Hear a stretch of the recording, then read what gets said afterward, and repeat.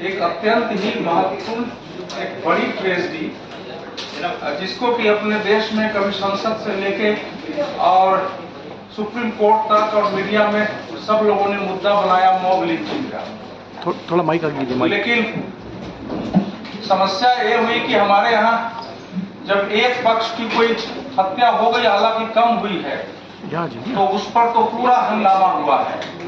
अभी जैसा आपको मालूम है कि दिल्ली के एक मोहल्ले में एक हमारा साथी तरुण खटीक बिना किसी दोष के, उसको बिल्कुल एक मजहबी भावना से कि होली का पानी कैसे पड़ गया और उसकी पीट कर हत्या कर दी गई। इससे भयानक और विभत्स मॉब लिंचिंग का क्या क्या घटना हो सकती है। लेकिन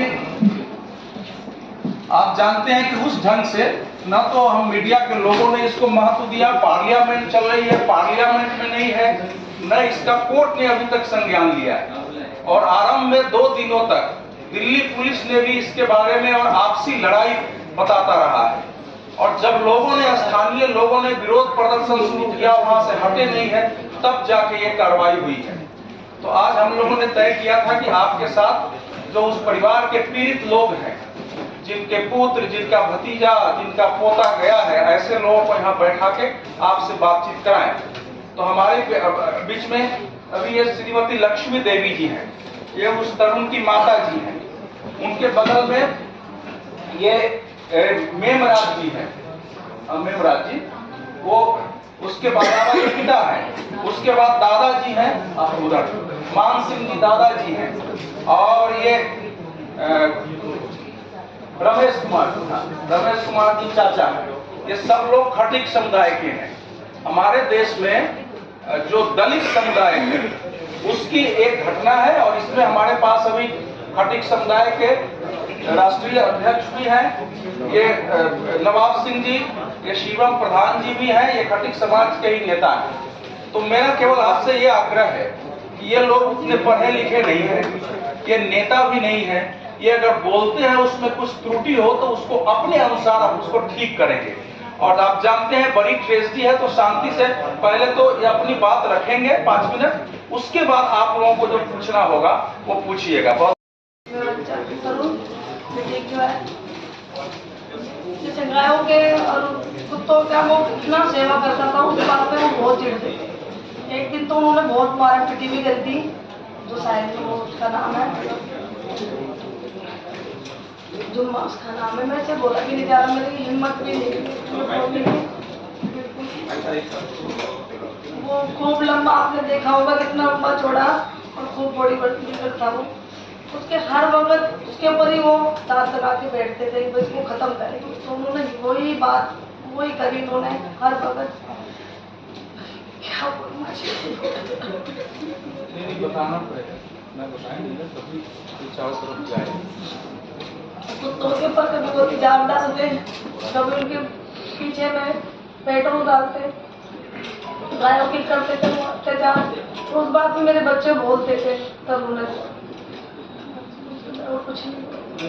घटना कैसे घटना वो अकेला अपने दोस्त के घर से आ रहा था, हमें तो पता भी नहीं था। वो पीछे से इतना लोगों ने घेर के तो मार रखा था। हम तो अपने लोगों ने वहां को बंद कर दिया था अंदर से, बिल्कुल कम से कम 20-25 लोग थे।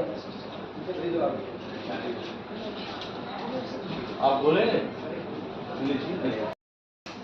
वो यार दोस्तों के यहाँ होली खेलने गया था, और उसको तो इस बात का पता भी नहीं था कि घर पे झगड़ा हो गया। और ये 20-25 लोग उसको पहले से प्लान बना रखे थे, क्या इसका काम तमाम करना है, और उसको बुलेट पे से उतरने भी नहीं दिए, और उसको घेर लिया और जमीन पे गिरा के उसको बेरहमी से उसकी डंडे और 70 की सीलियों से बेरहमी से उसको मारा गया है। और हम सब अपने घर में थे, हमें पता भी नहीं था कि पीछे से ये काम हो गया है। तो हमारे चाचा का लड़का आके हमें बताया, जब हम आए, जब हम पूछे, और ये आए दिन ही गायों को, कुत्ते को मारते रहते थे, कुत्ते के पिछवाड़े में पेट्रोल डालते थे। तो हमारा जो भतीजा था वो इनसे डरता नहीं था, वो इनको बोलता था कि ये तुम ये काम मत करो, ये गलत है। पर ये किसी की नहीं मानते थे, सबको दबा के रखते थे, पर हमारा बच्चा इनसे दबता नहीं था। इस कारण ये उसको अपना शिकार बना रखे थे और इन्होंने मौका देखा और ये काम कर दिया जी। और इस्माइल है वो इनका, जिन्होंने ये काम किया हमारे साथ, उनका मामा लगता है। और वो ये कह रहा था कि इस खटीक का काम तमाम कर दो, 1-2 करोड़ लगेगा, मैं तुम्हें जेल नहीं जाने दूंगा। उन्होंने उकसाया उनको और उन्होंने बेरहमी से जब तक मारा जब तक उन्होंने पता नहीं चला कि भैया मर गया, जब तक होकी डंडे पे से मारा नीचे गिरा। और वो जो साहिरा काली नीचे से जा रही थी तो उसके वहाँ पे उसके छांके लग गई और उसने बोला कि मेरे रमजान के रोजे खराब कर दिए और उसने बहुत गालियाँ देने लग गई। इन खटीकों का काम तमाम कर देंगे और इनकी औरतें और लड़कियों को उठा के इनका बलात्कार करेंगे, ये सब बोल रही थी। कितने लेडीज को पकड़ा गया, कितने महिला को पकड़ा गया? किसी ने कोई नहीं पकड़ा। हमारे जो परिवार के हमारी भागी है उनको भी मारपीट की, जिन्होंने काली वो साहिरा तरीफन और सलमा इनको रोड मारी, इनको पकड़ के इनके कपड़े उपड़े भी फाड़ दिए। एनकाउंटर हुआ ऐसा किसी का नहीं जी, एनकाउंटर किसी का नहीं। अफवाह फैलाई जा रही है, ये अफवाह फैलाई जा रही है, ऐसा कुछ नहीं हुआ जी। सर पुलिस ने कार्रवाई की है और एक का घर भी गिराया है, एक आरोपी का, और बहुत सारे आरोपी पकड़े भी गए हैं। तो सवाल ये है कि अभी आप लोग और क्या चाहते हैं? ये चाहते हैं कि हमारे बच्चे को इंसाफ मिले और कड़ी से कड़ी उनको सजा मिले और एनकाउंटर होना चाहिए। और हम ये चाहते हैं कि आज हमारा बेटा गया, कल को और कोई ना जाए और किसी के साथ ऐसी दुर्घटना ना हो। क्या कोई आरोपी ऐसे हैं जो बाहर भी घूम रहे हैं आप लोगों की उसमें है? अभी पूरे वो पकड़े नहीं गए जी, अभी कम से कम 6 लोग बाहर घूम रहे हैं।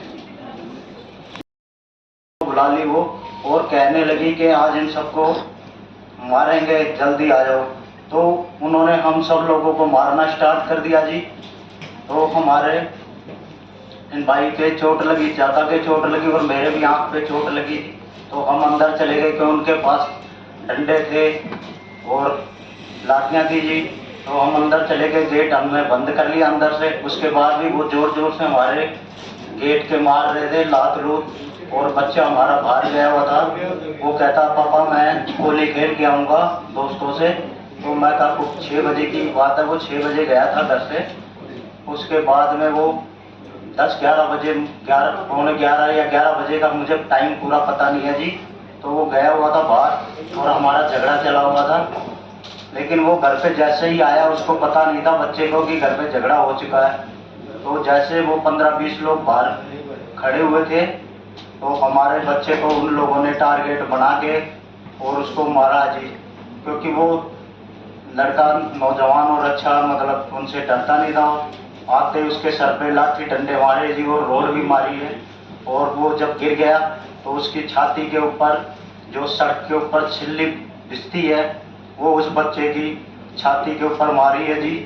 उसके बाद में किसी ने आके मुझे बोला कि आपके तरुण को मारा है और उसके चोट लगी हुई है। तो मैं वो जाके बच्चे को देखा तो वो उसका सर सारा फटा हुआ था सर।